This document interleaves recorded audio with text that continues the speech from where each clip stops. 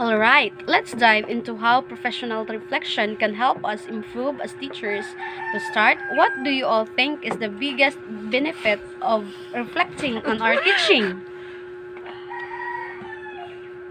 I think the most obvious benefit is that it helps us see what works and what doesn't in our lessons.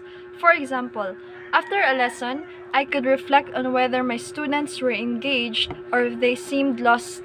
If they struggled with a specific concept, that gives me the chance to adjust it in the future. But here's a more complex question. How can we be sure that our reflections actually lead to meaningful changes in our teaching? Good point. Reflection alone isn't enough. We need to connect our reflections with actionable steps. For instance, if I notice that students didn't grasp a key idea, I might choose to break it down into smaller chunks next time or provide more hands-on activities. But here's a follow-up question. So, if we reflect and try new strategies but don't see immediate improvement, how do we know if we should stick with our changes or try something else? That's tricky. I think the key is patience and flexibility. Sometimes change takes time to show results. We also need to be open to adjusting our new strategies if we don't see the impact we want. For example, after trying something new, I'd look at how students perform over time. If the results don't improve, I might ask for feedback from colleagues or students to get a fresh perspective. Here's a deeper hot question. How do we balance making adjustment with staying consistent in our teaching practices? That's a great question. I think consistency is important because students need to know what to expect, but at the same time, we can't be rigid. We should have core teaching strategies that work for us, but we also need to be flexible enough to change when something's not working. I guess the real challenge is figuring out when to adjust. Maybe it comes down to understanding the learning environment and being willing to take risks. So my hot question is, how do we make sure our reflections align with student needs and not just what we think is best for them? Great point. I think aligning our reflections with students' needs means really paying attention to the data, whether it's students' feedback, assessment, or class participation. We can't just guess what students' needs. We have to look at the facts. For example, if many students perform poorly on a quiz, we should reflect on why that happened. Did I explain the material clearly enough? Did I give them enough practice? And that leads me to a question. How do we ensure that we're reflecting on the right things? What should we focus on in our reflection? I think the focus of our reflection should always come back to students' outcomes. If our goal is to improve student learning, then everything we reflect on should into that. For example, if I'm reflecting on a lesson where students struggled, I could look at what strategies I used and how they aligned with the students' learning styles. If the methods didn't match their needs, I'll need to adjust. But here's a hot question for us. Can professional reflection prevent burnout and stress in teachers? Interesting. I think it can actually. By reflecting on our teaching practices and seeing where we might be overworking ourselves, we can find ways to make our work more efficient.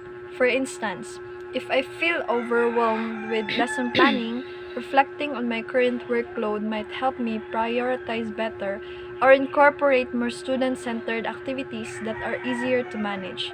Reflection can also help us identify when we're just stuck in a routine and need to shake things up. So here's a deeper question. How can we use professional reflection to set long-term career goals and grow in the profession? That's a good one. I think reflection helps us identify our strengths and areas for growth, which is essential for setting goals. For instance, if I reflect on how well I manage classroom behavior, I might realize that I need to develop better classroom management strategies. With that insight, I can set a professional goal to improve in that area. Over time, these smaller goals build up and we start to see progress in our overall teaching effectiveness. My hot question is, how do we measure the success of our reflective practices? I think the best way to measure the success of reflection is through student performance and engagement. If we're making positive changes based on our reflections, we should see improvements in how students interact with the material, how they participate, and their overall learning outcomes. I also think we should track our own growth. For example, are we becoming more confident in our teaching? Are we taking more initiative in trying new methods? And to wrap this up, here's a final last question. How can we ensure that we reflect not just on what happened in the lesson but on our mindset as teachers? That's a really important question. Our mindset is crucial because it affects how we approach every lesson. If we reflect only on what went wrong but never examine our attitudes toward teaching, we might miss the bigger picture. It's important to ask ourselves, are we staying positive and open to growth? Are we learning from challenges? Or are we letting frustration affect our practice? By reflecting on our mindset, we ensure that we stay motivated and passionate about teaching, even when things get tough. So I guess the key is not just reflecting on what we did, but also on who we are becoming as educators. Exactly. It's about developing a reflective practice that's holistic.